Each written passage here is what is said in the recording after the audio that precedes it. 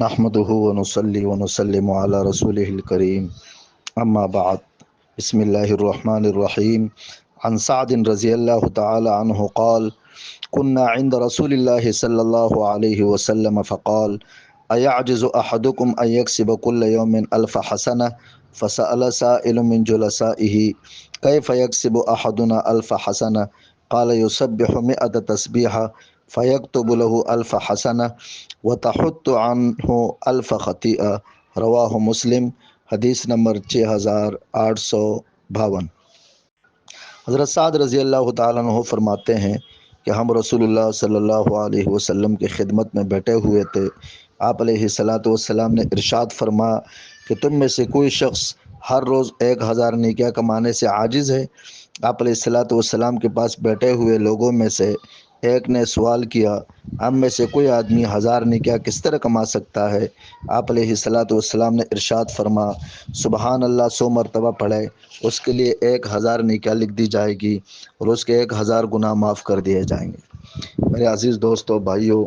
دیکھو اللہ جل شانہ نے قرآن کریم میں فرما، من جاء بالحسنۃ فلہ عشر امثالھا ومن جاء بالسیئۃ فلا یجزی الا مثلھا،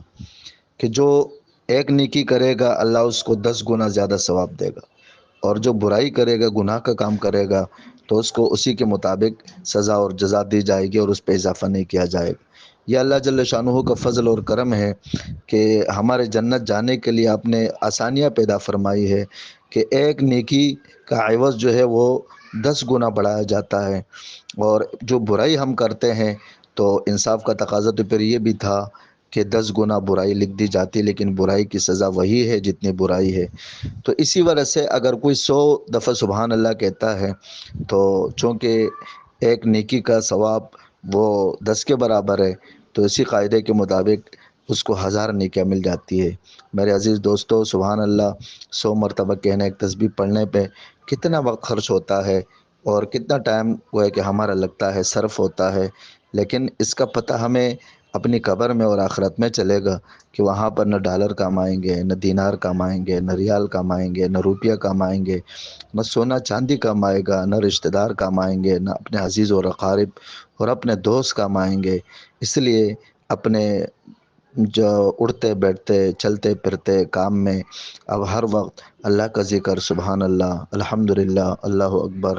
اس کا اہتمام کرنا چاہیے، لا الہ الا اللہ کا اہتمام کرنا چاہیے، زیادہ سے زیادہ استغفار کا اہتمام کرنا چاہیے۔ اللہ مجھے بھی اور آپ سب کو عمل کرنے کی توفیق عطا فرمائے۔